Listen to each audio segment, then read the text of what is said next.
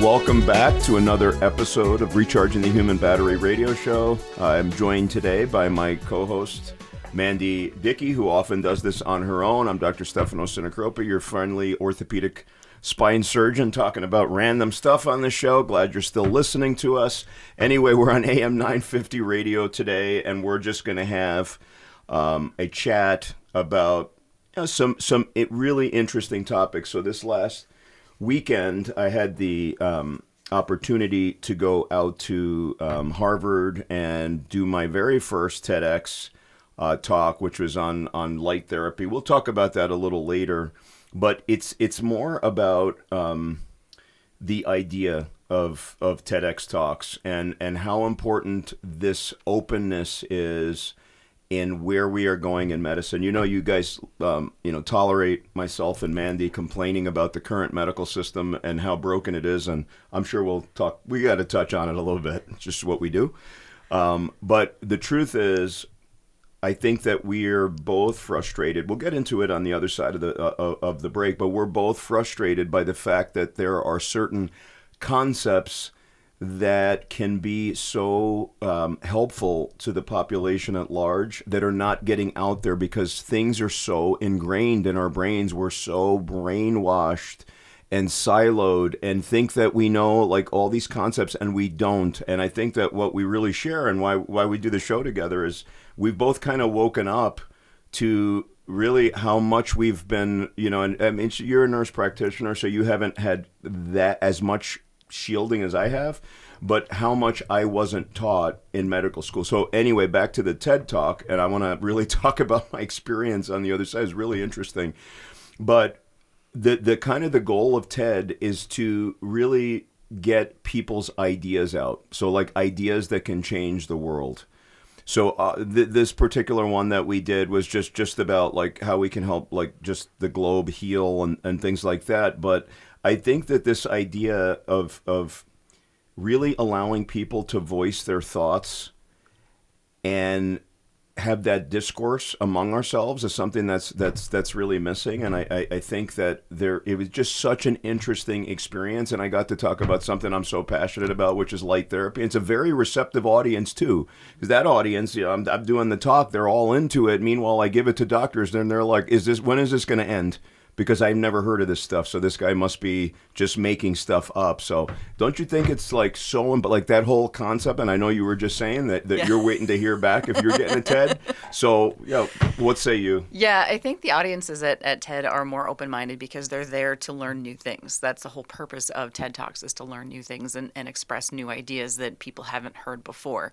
So you're going to get a more receptive crowd there. It's just a different kind of people that listen to that. I wish we could get that same mindset in our colleagues. There you go. That's what I'm talking about. Yeah, it's hard to kind of feel like you're talking to a brick wall sometimes when you're talking about new things. Even getting back into concussion care, it's kind of an uphill battle with some people that I work with as well, because they just haven't seen it. They've been in practice 20 years and they know what they learned, and we've talked about it on the show before. Just learning new things, being open to new things. If it wasn't something that you were taught 20 years ago, you don't think that it's a real thing until maybe you experience it, like I did. Yes. as the patient side of things. And I learned so much from that experience that it's just a different world practicing now. Yeah, and again, sometimes I'm not even joking. I feel like some of our colleagues, with some of the things we talk about, are more likely to believe stories about UFOs. Like that are the most like obvious AI generated, nonsense that you've ever seen, like crazy lights over some city, that they are to believe that, like, for example, light therapy can help in brain injury. Yeah. It's the most I've never seen anything like it before. We're going to talk about this on the other side of the break and how important it is to have an open mind. I'm going to talk about some of the talks that were there too. I mean, completely different, but it's just an interesting process. So I do want to talk about that, and I think it'll help you to prepare for when you do yours because it's quite the experience. So we'll see you on the other side of the break. This is Recharging the Human Battery Radio Show. We are on AM 950, and we will see you in a sec.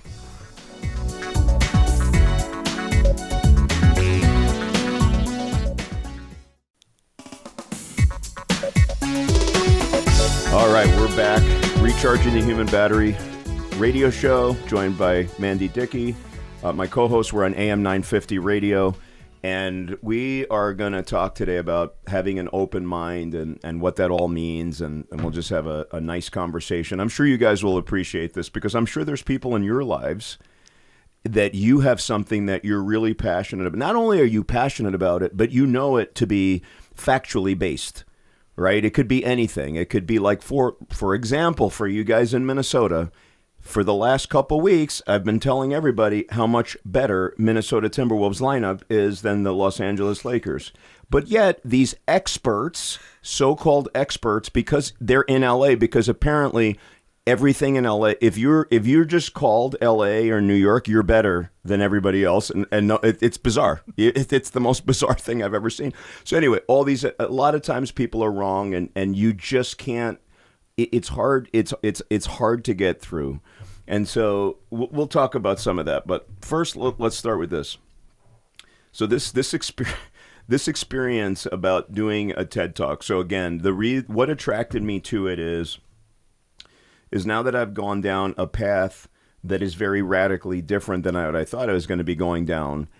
And I have been frustrated because I do give a lot of talks. I do lots of speaking. I talk to people individually. And the barriers to even start the conversation are really tough. Because again, if it's not a medicine or it's not a surgery, in our society, people don't want to hear it. Yeah, there's a lot of lay people that want to hear it, but to be honest with you, our colleagues, they don't want to hear it. They just, that doesn't work. Oh, who's this? What's Pfizer doing? What's Eli Lilly doing? It's not like, hey, what are these, holistic people doing? What is this doing? What is this? Anyway, so decided to do the TED Talk. Was really excited because I got to talk about light and laser therapy. At Harvard, and I'll get into some of the stuff because obviously Mandi's going to know, even though she hasn't seen it because it's not released yet, and you haven't seen the transcript, but we could talk about it a little bit. But before that, it's the concept. So the concept is that you go into this big selection process, and usually there's a lot of people. So it's probably 1 out of 10 people that apply for whichever TEDx talk will get accepted to it. So you apply to this thing and you put your big idea, the idea that the whole world needs to hear. And I obviously I'm going to ask you what the idea. I have an idea of what you. I'm pretty sure I know what you want to talk about. But anyway, you want to put this thing out. So I was really excited. I tell you, the application for the Harvard TEDx one, I'm like, am I applying to the med school or am I just applying to give a talk about, so I don't know why I couldn't just write a couple paragraphs, but they make you go through this crazy application process. Anyway, got selected, was really excited, and so got to go kind of through the program with the other TEDx speakers as they prepared to do it. And the talks are they're all different. I mean, there was a couple of other, physicians that spoke, and I'm going to talk about one of them because it's very interesting. But so you do that, and then so first they scare, they're like, oh my God, they make it seem like it's like the like so much. I don't know if I want to call it pressure, but it's like this process. You need 6 months to get all this stuff. Anyway, so then they get everybody anxious, and I understand why now in retrospect. I get it. I understand, because otherwise you move at such a slow speed and then you won't be ready for your talk. And it's hard to give a message in 15 minutes. So you have to be really polished, before you do it. So anyway, so we went through this whole process, got a chance to listen to everyone's big idea right away. And it's just interesting to say, oh, wow, I never thought of this. I never thought of that. So you go through the process, and then it gets to be crunch time, which is like about 2 months before, because you have to hand in your final talk. So of course, with my procrastination ability, which is really quite good, I kind of waited till the last day and put it together. But then I sit there in this deep work. I got it done, send it in. They liked it. They made very few changes, to my talk, which is cool. And then you got to practice this thing. So unfortunately, when I start practicing the thing, and I don't have a ton of time in my life, but practice, because you have to be focused. I'm giving Mandy a lot of tips, by the way, before she goes down this path, because you really need, these are important. You need to set aside time that's like, it has to be quiet. Like you can't have a phone. You can't be thinking about like your kids, nothing, because you just won't, it's impossible to remember. But the interesting thing about doing it is I thought that was the final version of my talk. And it was about like 8 versions before my final version. Because when you start giving the talk, you're just like, oh, I'm missing this point. I'm missing that point. Oh, this is really what I want to do. So you just really got to think about like, what is the information? Who's your target? Because the target is not necessarily the people that are sitting there in the audience, right? That might be 100 people or 500 people or 1,000, right? Like a big tech talk would be considered like 1,000. But it's who is your what is the information if this goes viral? Like if 500,000 people watch it, or 10 million, or 30 million, whatever it is. And so it just kept changing. And of course, in my style, the talk kept getting longer and longer and longer. So then, I'm about 2 weeks out from this deal, and I start thinking to myself, my God, this thing's so long. How am I going to memorize this? I had so many points and stuff like that, but yet I insisted that this is what I'm going to do. I was like, I got it. I'm going to do this. I got it. I had all this cool stuff. But so because you just feel like if I have this audience and this is now going to be on like the TED site, I need to get every point in because people are not listening and they need to. So so by the time I went to my, the audition, which was the day before, I was like way over. And I was also editorializing the whole thing. So I was just like throwing, because I was like, I got to throw this in. So like literally while I was doing the talk, I just decided I had to throw other things in. Like, for example, that the brain is connected by like 100 trillion connections. And that's more than, than the stars and probably and all the stars in the universe and all this stuff. And next thing you know, I was like 8 minutes over. So even though people like the talk, the people that, because we all kind of watched each other's talk, and they brought in all these students at Harvard to watch the talks and make criticisms, people liked it, but the organizers didn't. They're like, what are you doing? You're like way over. Yeah, it's cool. I said, sorry, I went into radio mode. I can't help myself. So I was like, just let me just take a brief moment. It was nice because my wife was around, like my wife was there in town, so she kind of helped me out. So we had to. Even though if I had read it verbatim, I would have been on time. We had to trim it because I just know what I'm going to do. I can't help. It just comes out. It just comes out. So anyway, we cut it down, and I was able to get through the talk. And like I was telling Mandy, I thought my biggest worries about the talk, because of my style, was that, like something in the memorization process, I'm like, oh, I'm going to forget something or something like that. Actually, the biggest struggle I had was like fighting with my voice, because I had practiced so much that my voice was hoarse by the time I did it. So I'm like doing lozenges and like drinking tea and all this other stuff. And it was interesting because the way they set up the microphones at this particular event, they did not have like a mic that was connected to speakers unless you used a handheld mic. So that was like just something that, we're just not, it's I haven't really seen that in TED, so I didn't really want to do that. That was the only way to do it. They set up some some 18, like something. But anyway, so I was talking to like this auditorium, and I had to talk really loud, and I was struggling with my voice.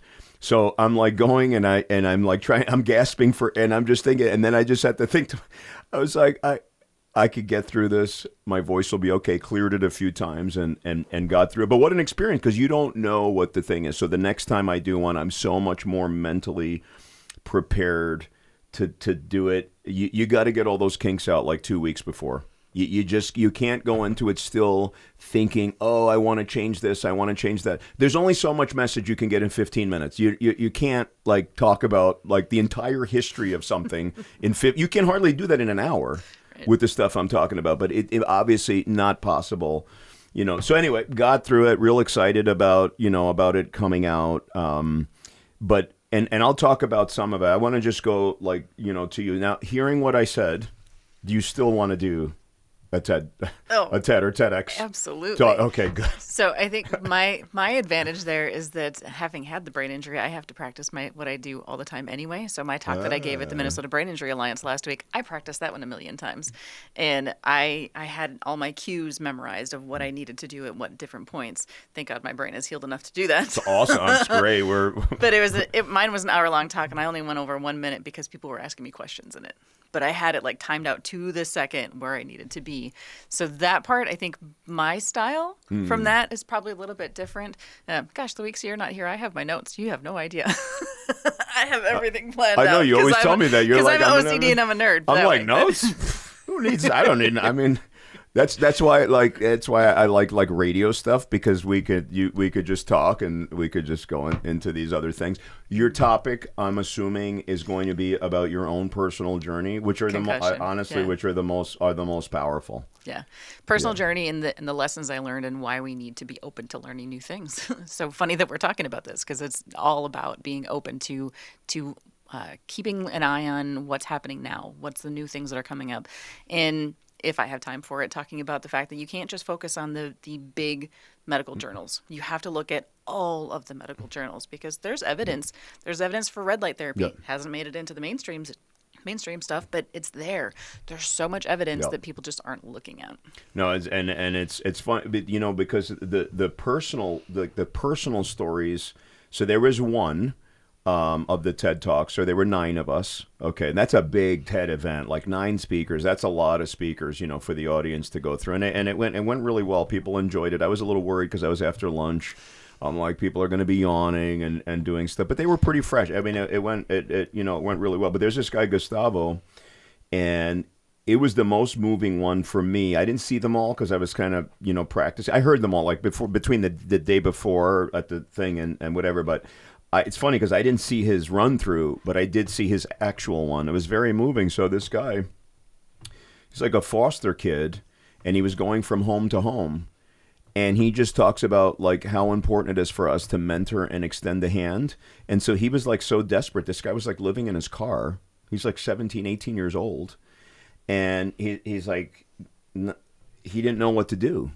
So he remembers there was somebody that had, because, people are like, oh, call me if you need help and whatever. But half the time it's just like you're just filling, people are just filling the air.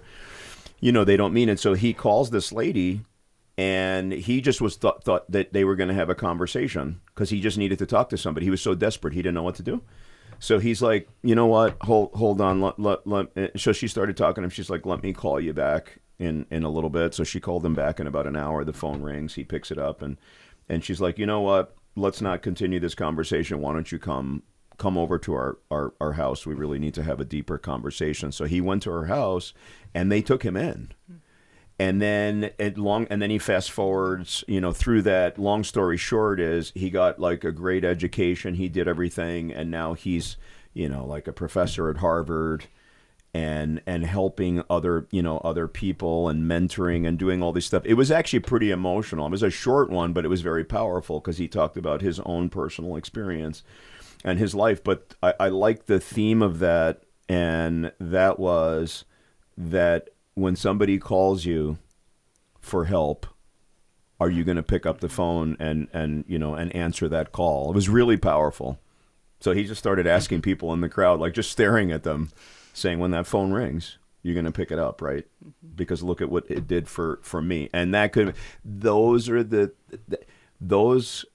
the whole thing about TED, is because, you just get all these people together, you hear their stories, and they're all over the place. Obviously, my thing was totally different. And there was other ones on leadership, on business, on the economics of global, climate change. Not that I understood anything, I didn't that's a whole... The very finance world, global, G7 countries and stuff. That's not my world. We stick in our little space. But it's amazing. Like, you get out all these other pieces of information. I bet you that's one that you would have enjoyed a lot. That talk, because you're there and you're trying to mentor people and doing those things. And I think it's great. There was another one that was really interesting. That was she's a pathologist, actually, and out of Columbia, my alma mater. And she, one day, like it was a really busy day, and she was just going through all these pathology specimens. And normally you don't pay attention, right? You're just working. You look at the pathology. This is this cancer. This is another cancer. This is whatever. It's an infection. So she just realized, she just started paying attention. She's like, all these people with cancers that I'm seeing today, they're like 25, 35, 40. So she just started thinking about it and started becoming obsessed with that particular topic. And so her whole talk was about the fact that we're essentially poisoning our children with the food that we give them. And that's why people eventually are getting all these chronic. It was perfect. Her thing ties in exactly, with she was 2 after me, but it ties in perfectly with all the stuff that I like to, rant about. And I did, in my TED Talk. But she just talked about like the food and how we need to make it like a lot of teaching in school, and how like in Japan, it's so different than our system, and just health across the globe. And she said, you need to, I learned all these little tidbits, even though my kids are too old now, so it's too late. I was like, I needed this talk a long time ago. But she's like, you need to be introduced to like a food 5 times. It's like, it's not that kids won't eat the broccoli. It's that you have to put it on their plate every time. And it's like the 5th time that they finally like will try it. And then, I don't know if did you do anything like that with your I introduce things to my kids all the time. They ate what I ate. I didn't. I always told them I'm not a short order cook. I'm not making separate meals for everybody. What I make is what you're going to eat. And they had could starve. They had to at least take 1 bite of everything. And it came to a point where I would tell them they had to take the number of bites that they were a number of years old. So they hated it once they started getting older, because then they had to take more bites. But I have kids that eat vegetables and fruit, and they don't like eating fast food because it's not as healthy. It doesn't taste as good as the other stuff. So that's just what I did with them. Yeah, and I think my wife was good about doing some of that stuff. I wasn't when I was around them, because I'm so busy in my career. I just kind of let them. I mean, I would push. Here's the problem with my style and the whole parenting thing. We're going up. Obviously we're going crazy. But my whole thing is that it's just like, you're absolutely right with what you do. It is, you're like, like, do as I do, not, as I say. I'm the opposite. Like, do as I say, not as I'm doing. Even though I'm healthy, I would just complain to them, but I wouldn't really like take it away, from them, which I should have. Now, luckily, they both have doing really well and done really well in school and all that other stuff. No, no thanks to me, for sure. My wife was more of a stickler. You got to eat this, and kind of forcing them with the broccoli and all that stuff. So, it was a combo. We'll say it was a combo. It was certainly not a whole clean thing. But, one of the other things that she said in her talk, which was cool, and she tied it all together. It was actually a pretty cool talk. And then she asked, she was just like, and the nice thing about introducing the kid, because they just tell you what's on their mind. So she asked the kid, she said she was like touring a school or something like that. And she just asked the kid, like, what's your favorite subject? And the kid said lunch. So she ended it with, well, let's make that their favorite. If that's going to be their favorite subject, let's teach them about it. Like what to eat. So it was pretty cool. And they're like, kids just say, they don't, like, we would never say that, right? Yeah. Unless we're joking or clearly joking. But kids just say like they're real. They just speak their mind. Dead serious. Yeah. What's your favorite subject? Lunch. Okay. So it was, it was really cool. And there was some other like leadership talks and some other things, but the audience, it's interesting because you're there and you're just getting all this diverse stuff. And in a way, it's a lot more interesting. I mean, listen, if you're going to nerd out on peptides or spine surgery or brain, whatever, right, that's different. But the truth is, in those conferences, you're going to lose half the crowd, even the people that's their profession. Because after a while, hearing about the same, things constantly, it's tough. It's tough to do unless, again, like I said, you're like so dialed in, especially if you're like in Hawaii at a conference and it's 75 and sunny. You kind of, after a while, you're like, I get it. This is what I've done for 20 years. I'm going to go out and, and check out some of the waves or whatever. So it was cool because you get their attention because you're going from one topic to the next topic. And that's the way most TEDs are. They're ideas that people want to spread, and they do try to kind of connect them, in a certain way. But anyway, I'm going to get into like my talk a little bit because this is stuff we talked about. So my opening story was about this guy that we might have mentioned it on the show before. But it was, I thought it was a really powerful way to get them. And it really, I think it really hooked the audience. There's a lot of shaking heads. There's this UPS driver that, that fell and hit his head and had a concussion for 9 months. He was like slurring his speech and he had all this, he was tearful. It was actually one of the saddest visits I ever, I felt bad for the guy. I like wanted to hug this guy. The guy's like 60 and he's like crying in my office and he was just sent for neck surgery.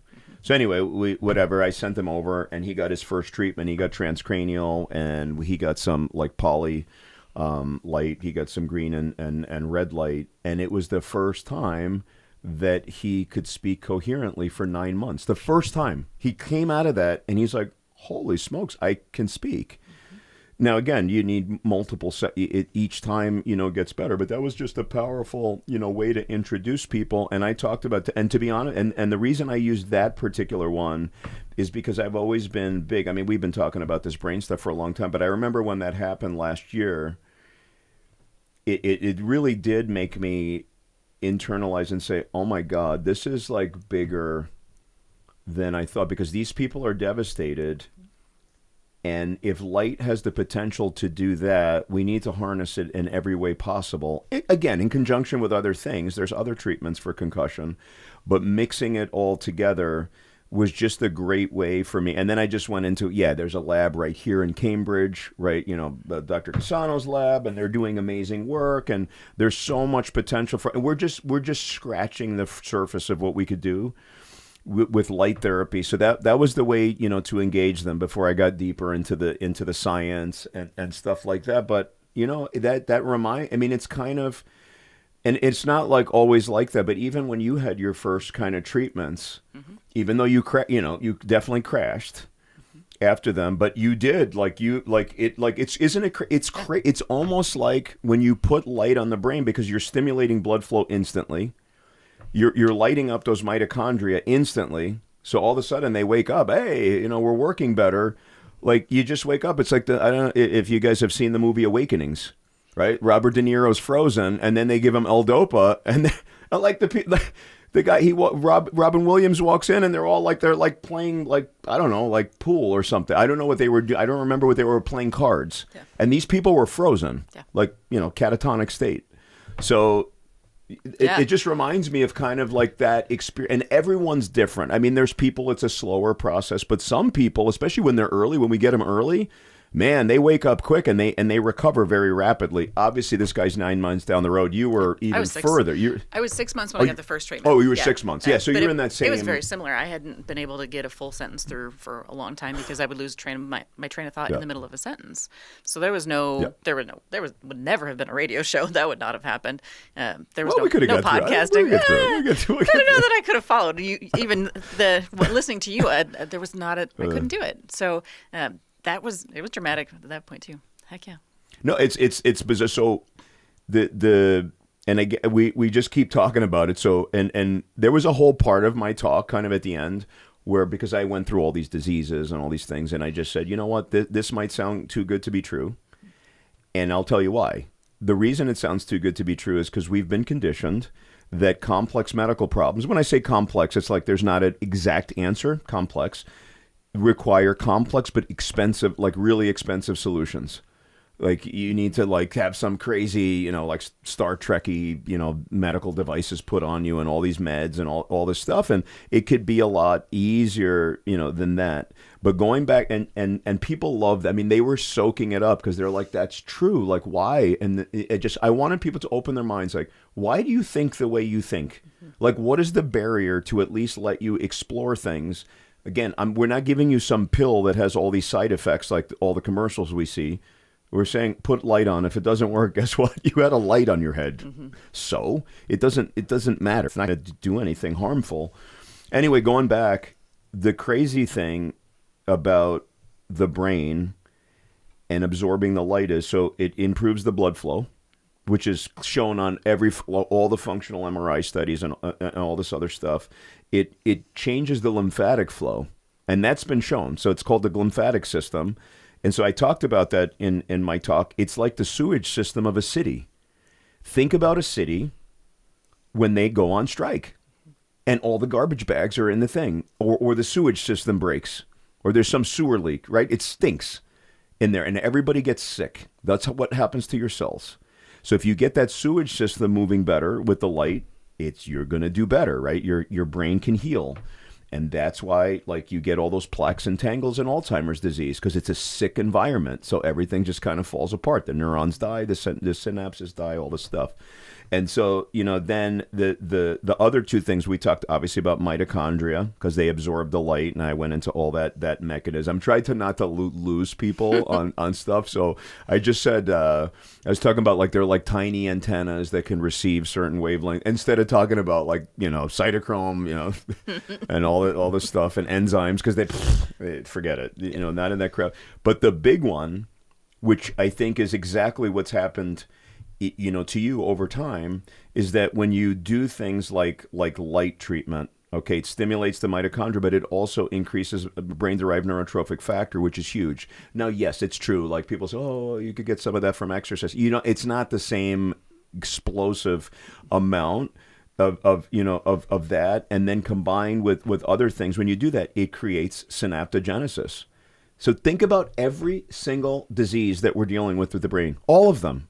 They deal with neuronal loss and bad connections.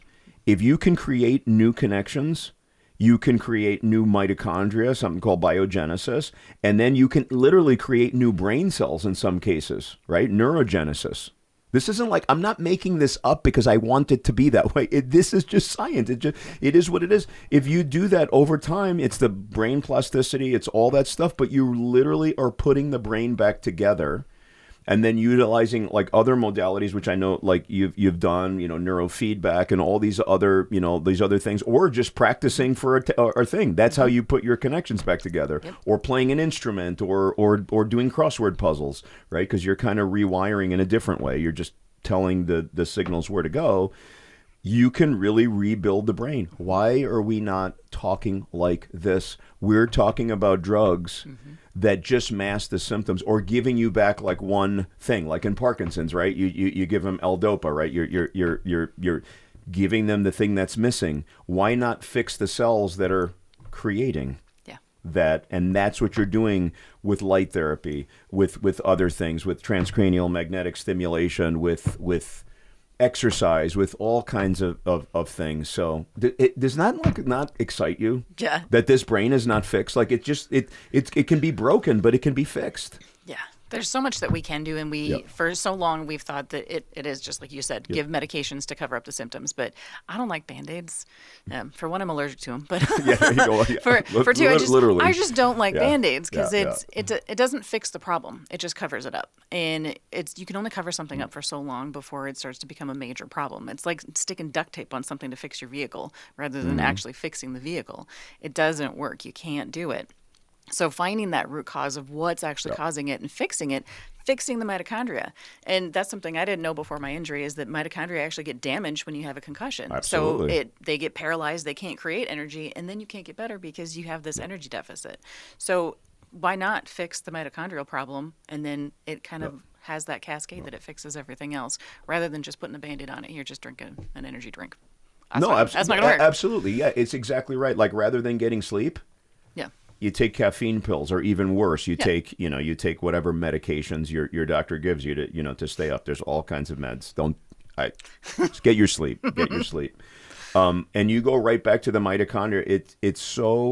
Like mitochondria needs to be a household word, because it's literally the thing that powers everything. So when we think about biology class, you see the cell and you'll see like 2 mitochondria in there. The truth is, in the brain, there's like 1,000 to 2,000 mitochondria per cell. It's the craziest thing. The only thing that has bigger and more mitochondria is the heart, because obviously it's going crazy. It's literally an energy. It's a pump, right? But the brain has so much work to do. And the fact that if people think about it, so you have thousands of mitochondria in the cell, and they're more like localized around the axons and the synapses, like where really the work is done. That's where it's transferred. But that whole entire chain going up and down those neurons, they're all powered by mitochondria. When those things don't work, everything's slow. You can't think. You can't find that memory. You can't speak well. It's so obvious. Honestly, before I went down this path, I swear, I've never even heard anybody in any formal training talk this way. People don't even talk about this stuff, and it's the craziest thing. So the brain is 2% of our body weight and expends 20% and uses 20% of the energy we take in. That's how much. And guess what? It creates a lot of trash. And so, number one, and it creates even more trash when your diet is crap, when you're not eating good foods, when you're consuming garbage. So it's like all this stuff. And I don't even know, like, I'm sure there's a way to quantify it, and I'm sure AI is going to help us figure out, well, how much of my bad brain is because I'm on, on TikTok too much? How much of it is because I'm having potato chips, 20 times a day? What? And so on. But that doesn't matter. But the bottom line is we are taxing our brains to the max and not feeding it the right fuel. It's not working right. And then we're not taking out the trash, and all this stuff is in there. And guess what happens? You get dementia, literally. Not figuratively, not like, oh, my memory. No, you get dementia, which is why early dementias, and yes, some proponents, genetics, this and that. Yes, there are some genes, but more of it is environment than it is gene. Yeah, there's very early dementia that it's a genetic thing, but everything else, and actually you could slow that too by doing these other things. But it's amazing because if we can then target those root causes, okay, we know. So I had a whole paragraph. I had a whole thing. I wish my voice wasn't hoarse, but anyway, that's a whole other thing because I'm like, I feel like I have so much information to give you guys, but I can't talk. But I'm going to do it anyway. So if the enemy. So I had a whole paragraph about inflammation. I was like, what is everything? It's all inflammation. So I say inflammation does this. It's a complex cascade. I tried to do it as lay as I can, but the way I ended that paragraph, I was like, here's the good news. We know the enemy. So now we can attack the enemy of inflammation. And again, yes, it's lifestyle changes, all this stuff that causes inflammation. But what if you had a tool like light therapy, and we could mention, 20, others. Just light is very easy. It's low cost. It could be done in third world countries and under, service. Why don't these clinics have light therapy in and we'll call it the hood? Mm-hmm. Where the people get, what do they get? Drugs for their diabetes and their cholesterol and everything, which is the drugs are killing them. Or they could just have light beds. Yeah. We're in those wellness centers. That's not a wellness center. It's a drug center. You're going to see your dealer to get more drugs. I'm sorry. Pretty much. What else is it? Yeah. You have these, like the people's A1Cs are 13 and you're just, come on, man. Let's get down to but anyway, if we have inflammation and we have something that dramatically reduces inflammation, proven, not made up. Me and Mandy, we're not like, light, it's great. Like look at these lights. Like our inflammation. No, this is like scientifically shown. Why are we not doing that? What's the problem? Why am I getting so upset right now? Why am I so upset, man? Oh, there's so many barriers. Yeah. I think that's the problem. There are so many barriers. Yeah. People are stuck in their ways of thinking. They have learned that you have X problem, you give X medication. And that's the way that the medicine is taught. So I think, no offense to any of you guys that go to med school, but you go in. No offense taken. You go in with a sense of common sense, and you come out with none, because you are retrained. You're brainwashed to think that if somebody has a disease, you treat it with this. So no matter how many times they say lifestyle in med school, it's not something that sticks because nobody wants to change their lifestyle. They say it about 6 times in 4 years. So it's 4 hours. 4 hours of training. I think we had lifestyle 6 times in an hour in nursing school. But you come out brainwashed thinking that you have to give a medicine for everything. And you're never taught about how to actually fix the problem. And some of it, there's a little bit of job security in that. If somebody's always sick, you always have a job. There's a lot of job security. Not a little, it's a lot. Because they keep coming back. I would love to have no job security at some point so that the people don't need to come see me.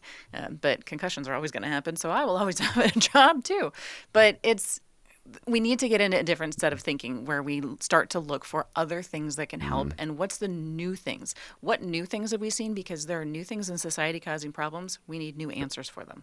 And sometimes the new things to us are old things that never caught on because, I'm sorry, that those powers that be, we're not conspiracy theorists on this channel. Sort of, not, but a little bit. It's true. The big conglomerates, the medical industrial complex does not want anybody to know about these things because it doesn't help anybody, including my usual bit, my normal business. So anyway, we'll pick this up on the other side of the break. We're on AM 950 radio. This is Recharging the Human Battery. Hopefully you're fired up as we are. We'll see you in a minute.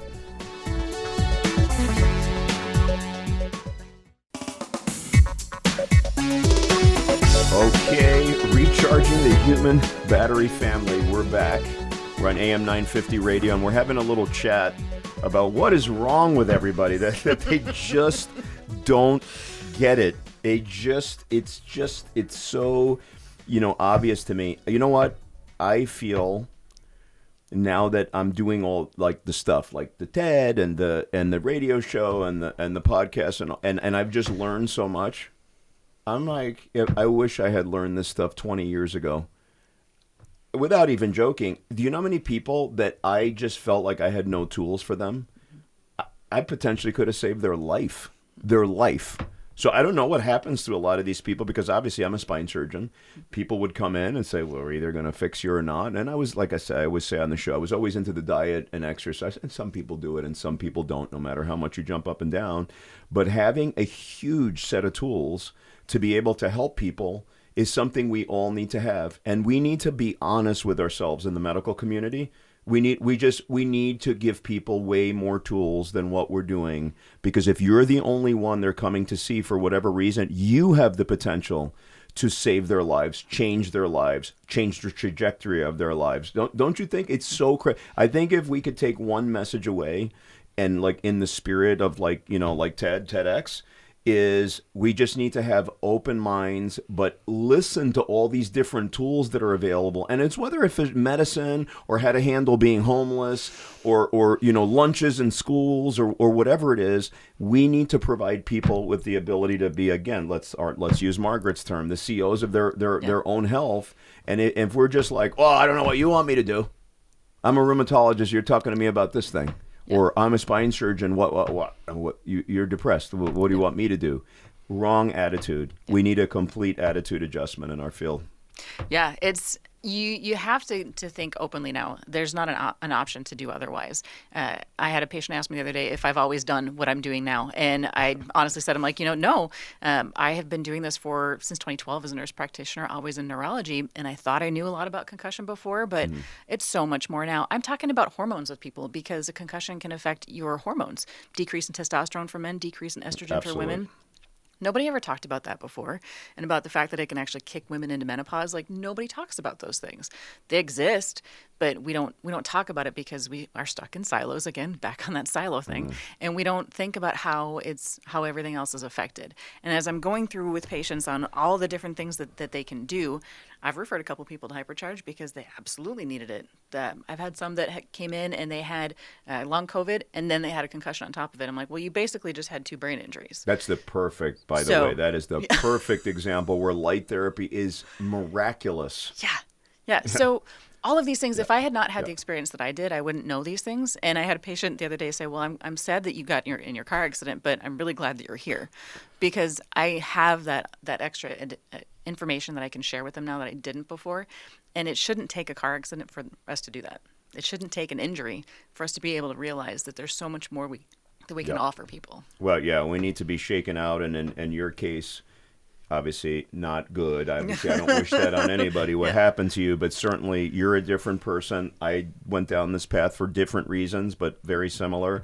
Speaking of concussion, it's funny because I know, because I was doing all this reading on concussion and trying to keep up with you and really like becoming an expert on concussion. But now I'm actually doing like an official certification on the way, because you can get like certified in concussion through this Carrick Institute.